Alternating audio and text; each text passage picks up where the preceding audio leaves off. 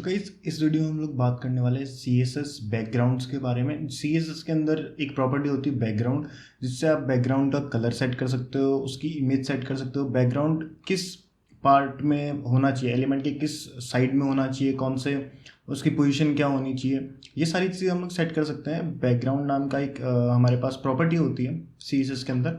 तो हम लोग पूरी जो बैकग्राउंड प्रॉपर्टी है उसको डिस्कस करने वाले हैं इस वीडियो में। मतलब स्टार्टिंग से लेके एंड तक सब कुछ ही देखेंगे बैकग्राउंड के बारे में कि बैकग्राउंड की जो सब प्रॉपर्टीज़ होती है, ठीक है।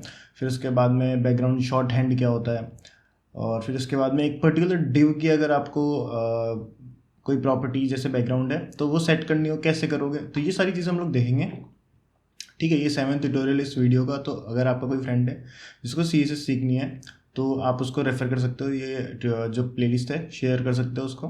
बाकी कमेंट सेक्शन में कमेंट करके बता सकते हो अगर आपको कोई चीज़ समझ में नहीं आ रही है, तो उस टाइम का टाइम स्टैम्प ऐड करके आप अपना कमेंट लिख सकते हो, ठीक है। कोई भी क्वेरी है, कोई भी डाउट है वो लिख सकते हो, ठीक है। तो बिना टाइम वेस्ट करे हुए चलते हैं हमारी PC की स्क्रीन के ऊपर। तो यहाँ पे मैंने क्या किया था, एक ट्यूट सिक्स नाम का फोल्डर बना हुआ, जो लास्ट फोल्डर हमने बनाया था प्रीवियस वीडियो से। तो एक फोल्डर और बना लेता हूँ मैं, और इस फोल्डर को मैं नाम देता हूँ ट्यूट 7, ठीक है। जो हमारा 7th ट्यूटोरियल है तो उसी के अकॉर्डिंग मैं इसको नाम देता हूँ। और सॉरी, ये फाइल बन गई है, इसको मैं करता हूँ डिलीट। और यहाँ पे हमें फोल्डर बनाना है, ठीक है। ट्यूट 6 के अंदर नहीं बनाना है, यहाँ बनाना है ट्यूट 7 नाम से, ठीक है। इसको हम लोग कर देते हैं क्लोज। इसके अंदर एक फाइल बनाता हूँ index.html नाम से, ठीक है। सेम यहीं पे इसी के अंदर एक फाइल बनाते हैं हम लोग style.css नाम से, ठीक है। style.css नाम से फाइल बनाते हैं। सबसे पहले क्या करते हैं हम लोग, इंडेक्स के अंदर एक बॉयलर प्लेट कोड लगा देते हैं। इसका टाइटल हम लोग लिख देते हैं CSS बैकग्राउंड्स, ठीक है। CSS backgrounds. अब इसके अंदर क्या करता हूँ, एक ये जो हमारा बॉडी टैग है उसके अंदर ज़्यादा कुछ नहीं करते हुए मैं एक सिंपल सा डिव बना लेता हूँ, ठीक है। एक डिव डॉट एग्जाम्पल बैकग्राउंड नाम से बनाता है, ठीक है।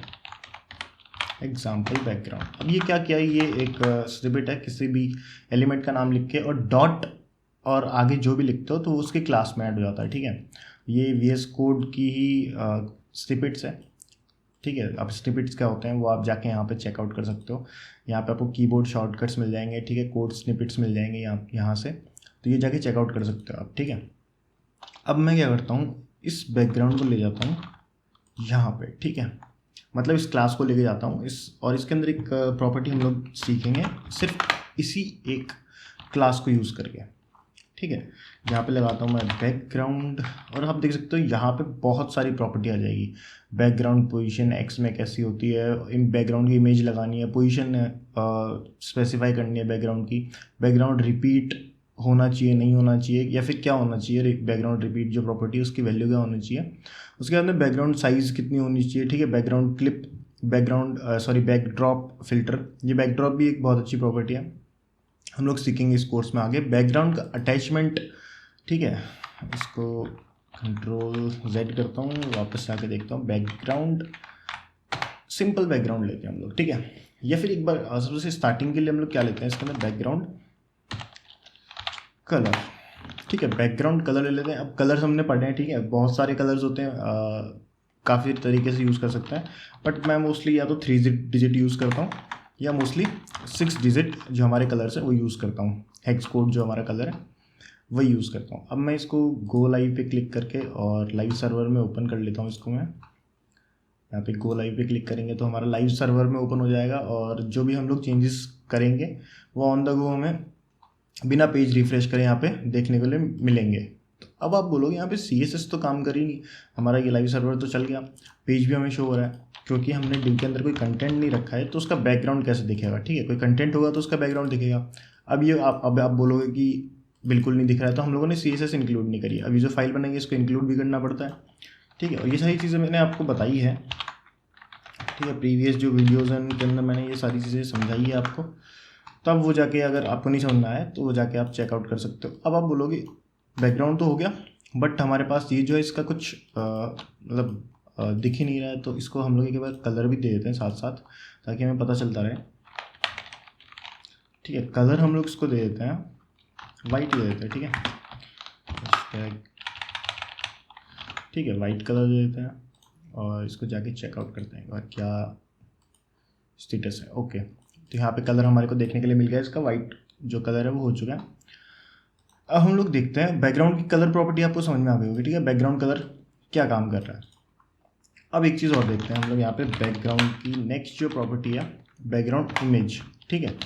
अब बैकग्राउंड इमेज हम लोग कैसे यूज़ करते हैं, एक यूआरएल का यूज़ करते हैं हम लोग। यूआरएल एक प्रॉपर्टी मान लो, या फिर वैल्यू देने के लिए कि सीएसएस में अगर आपको यूआरएल देना होता है तो आप इस यूआरएल का यूज़ करते हो फंक्शन का, और फिर उसके बाद में आप कोई भी यूआरएल देते हो, ठीक है। अब मैं एक चीज़ यहाँ पे सर्च कर लेता हूँ, टेक इमेजेस अनस्प्लैश, ठीक है। अनस्प्लैश पे एक इमेज सर्च करते हैं हम लोग, और यहाँ पे कोई भी एक हम लोग इमेज उठा लेंगे, जैसे कि ये वाली इमेज उठा लेते हैं और इसको मैं ओपन करता हूँ। ओपन न्यू टैग पे क्लिक करके यहाँ से इसको कॉपी कर लेता हूँ, इसका यूआरएल यहाँ से कॉपी करता हूँ, डाउनलोड करने की ज़रूरत नहीं है। तो यहाँ पे इसका यूआरएल पेस्ट कर देता हूँ, ठीक है। अब जाके अगर आप देखोगे इसको, हमारा कोड है यहाँ पे, तो इसको जाके अगर आप देखोगे तो इसके बैकग्राउंड में कुछ तो आ गया है, मतलब, ठीक है, बैकग्राउंड में कुछ तो आया है। आप देख सकते हो कलर हट के हमारे पास कुछ ना कुछ तो आ गया, तो वो आई है हमारे पास इमेज, ठीक है। अब हमें कैसे पता चलेगा, तो अब इमेज की जो एक बैकग्राउंड की एक प्रॉपर्टी है उसको हम लोग सेट करेंगे यहाँ पे बैकग्राउंड साइज, ठीक है, और इसको कर देंगे कवर। अभी सारी की सारी प्रॉपर्टीज़ हम लोग डिस्कस करेंगे, बट अभी आप ये इतना ध्यान दो कि मैं जो कर रहा हूँ वो कैसे कर रहा हूँ, मतलब क्या चीज़ें हैं ये, उस चीज़ के ऊपर आप ज़्यादा फोकस करो, ठीक है। तो यहाँ पे कंटेन का यूज़ करके देखते हैं, तो भी हमारे पास आई एम श्योर कि ये जो है बहुत छोटी छोटी इमेजेस आ जाएगी। आप देखोगे अगर यहाँ पे तो बहुत छोटी छोटी छोटी छोटी काफ़ी सारी इमेजेस आ गई है, ठीक है। लेकिन हमें क्या करना है, बैकग्राउंड जो है वो ऐसे यूज़ नहीं करना है, ठीक है। हमें कभी भी ऐसे यूज़ नहीं करना, हमें इसकी देनी है मिनिमम हाइट, ठीक है। मिनिमम हाइट दे देंगे, और मिनिमम हाइट हम लोग 500 पिक्सल्स देते हैं एक बार के लिए, और सेम दे देंगे हम लोग मिनिमम विड्थ, सेम हम लोग मिनिमम विड्थ दे देंगे। अब जाके आप देखोगे तो आपको ये इमेज देखने के लिए तो मिल रही है, लेकिन बहुत अजीब सी, मतलब पूरी इमेज नहीं आ रही इसके अंदर। तो अब हम लोग क्या यूज़ करेंगे, बैकग्राउंड रिपीट का यूज़ करेंगे, ठीक है। और इसके अंदर बहुत सारी प्रॉपर्टीज़ होती है बैकग्राउंड रिपीट के अंदर। No repeat, repeat, repeat in X direction and repeat in Y direction, round में रिपीट करना है या फिर स्पेस, ठीक है। तो ये सारी चीज़ें हम लोग नहीं देखेंगे, बैकग्राउंड रिपीट भी नहीं देखेंगे, इसको हम लोग सेट कर देंगे एक बार के लिए नो रिपीट, क्योंकि हमें रिपीट नहीं करना है, बैकग्राउंड इमेज बार बार ना आए।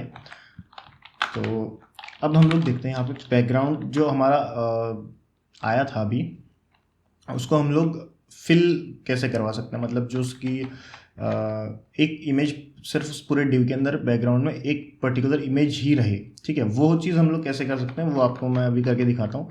तो यहाँ पे हम लोग क्या करेंगे, बैकग्राउंड की जो साइज़ है उसको हम लोग कवर कर देंगे, ठीक है, बैकग्राउंड साइज़ कवर। और अब ये क्या करेगा, आपकी जो इमेज है वो कवर कर लेगी इस पूरे डिव को। मतलब आप समझ रहे होंगे मैं क्या कह रहा हूँ, इस पूरे डिव के अंदर जितनी इमेज आ रही होगी वो ठीक है, बट जितनी नहीं आ रही है वो एक्स्ट्रा या तो ट्रिम हो जाएगी, या फिर अगर इमेज छोटी है तो वो क्या होगा, अगर इमेज साइज में छोटी होगी तो वो थोड़ी सी एक्सपेंड हो जाएगी, ठीक है। तो यही थी हमारी जो बैकग्राउंड प्रॉपर्टीज़ होती है सीएसएस के अंदर। नॉर्मल सी प्रॉपर्टीज़ है, आप जाके चेकआउट कर सकते हो, बहुत ज़्यादा यूज़ होती है। और बैकग्राउंड कलर तो बहुत ज़्यादा यूज़ होती है, ठीक है। एक बैकग्राउंड शॉर्ट हैंड प्रॉपर्टी भी है, उसका यूज़ हम लोग कैसे करते हैं, तो ये है बैकग्राउंड, ठीक है। अब ये सारी चीज़ें मेरे को सिर्फ एक बार में लिखनी हो तो मैं कैसे लिखूँगा, मैं लिखूँगा कुछ ऐसे, ठीक है। बैकग्राउंड, सिर्फ मैंने बैकग्राउंड लिखा है, अभी आप देख सकते हैं यहाँ पे मैंने सिर्फ बैकग्राउंड लिखा है, और यहाँ पे मैं एक यूआरएल दूंगा, ठीक है। और ये सारी चीज़ें मैंने सिर्फ एक बैकग्राउंड नाम के इस एट्रीब्यूट या फिर इस प्रॉपर्टी में लिखा है, बैकग्राउंड नाम की प्रॉपर्टी में ही बैकग्राउंड इमेज वगैरह सब कुछ यूज़ कर पा रहा हूँ इसमें मैं। और ये तो हमें ऐसे ही डिफाइन करने पड़ेंगे, ऑब्वियस सी बात है, ठीक है। इसको हम लोग कुछ ऐसे लिख देंगे, ठीक है। एक सेकेंड, इसको कर देते हैं कुछ ऐसे, और यहाँ पे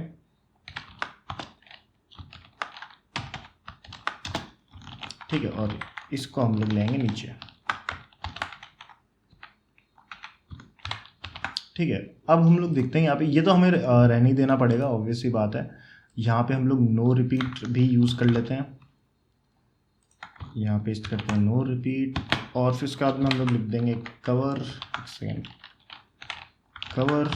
ठीक है, उसके बाद में हम लोग कलर तो हम लोगों ने ऑब्वियस सी बात है अलग से ही देना पड़ेगा, अलग से प्रॉपर्टी है वो। तो हम लोगों ने बैकग्राउंड शॉर्ट हैंड नाम की प्रॉपर्टी में सब कुछ यूज़ करके देख लिया, ठीक है। तो अब इसको करते हैं कुछ ऐसे, ठीक है, और कलर प्रॉपर्टी को अनकमेंट कर देते हैं। अब आप देखोगे यहाँ पे हमें कुछ देखने के लिए मिला ही नहीं। तो ऐसा क्यों? तो ऐसा इसलिए हुआ क्योंकि हम लोगों ने जो बैकग्राउंड का यूआरएल दिया वो तो ठीक है, सब कुछ यहाँ तक एकदम परफेक्ट था, कोई दिक्कत नहीं थी। लेकिन यूआरएल के बाद में हम लोगों ने नो रिपीट दे दिया, ठीक है। अब नो रिपीट किसका था? बैकग्राउंड रिपीट का, ठीक है। तो हम लोगों को ये दो चीज़ हटानी पड़ेगी, और इसको हम लोग जाके देखते हैं। तो आप देखोगे ये हमारे पास सेम एज इट इज़ हमें बैकग्राउंड शॉर्ट हैंड से भी देखने के लिए मिल गया है। तो ये सिंपल सी एक प्रॉपर्टी थी बैकग्राउंड CSS के अंदर जो होती है हमारी, ठीक है। और इसके अंदर कुछ ज़्यादा ऐसा सीखने लायक है नहीं, बहुत ज़्यादा यूज़ होती है बट बहुत ज़्यादा सिंपल है। अगर आप मैं जैसे अभी इसी प्लेलिस्ट के अंदर जो हमारे प्रोजेक्ट्स बनवाऊंगा उसके अंदर यूज़ होगी तो आपको और ज़्यादा क्लियर हो जाएंगी चीज़ें। तो अभी जैसे आप सीखने पे ध्यान दो कि आप कैसे सीख सकते हो चीज़ें, बैकग्राउंड क्या होता है, कलर्स क्या होते हैं, ये चीज़ें आप समझो कि क्या है क्या नहीं है, मतलब इसको कैसे यूज़ कर सकते हैं, क्या क्या इसकी प्रॉपर्टीज़ है, सब प्रॉपर्टीज़ है। आप जाके इसको चेकआउट कर सकते हो, MDN रेफरेंस है, ठीक है। इसको आप MDN रेफरेंस से जाके चेकआउट कर सकते हो। इसके अंदर सारी की सारी डिटेल्स आपको मिल जाएगी, जो भी आप देखना चाहो इसके अंदर। मतलब एक वीडियो में सब कुछ कवर नहीं कर सकते हैं, ऑब्वियस सी बात है। तो इसके जो आपकी ये वेबसाइट है मोजिला की तरफ से है, ठीक है। तो यहाँ पे जाके आप सब कुछ चेकआउट कर सकते हो, एंड आई एम श्योर कि आपको कोई भी चीज़ ऐसी नहीं होगी जो यहाँ पे ना मिल रही हो। बाकी हम लोग जब भी इस प्लेलिस्ट के अंदर एक प्रोजेक्ट बनाएंगे तो उसके अंदर सारी चीज़ें कवर हो जाएंगी। अभी जस्ट आप प्रॉपर्टीज़ पे ध्यान दो कि क्या क्या प्रॉपर्टीज़ होती है, कैसे काम करती है। तो इस वीडियो के लिए इतना ही गाइस, मिलते हैं नेक्स्ट वीडियो में, तब तक के लिए बाय बाय।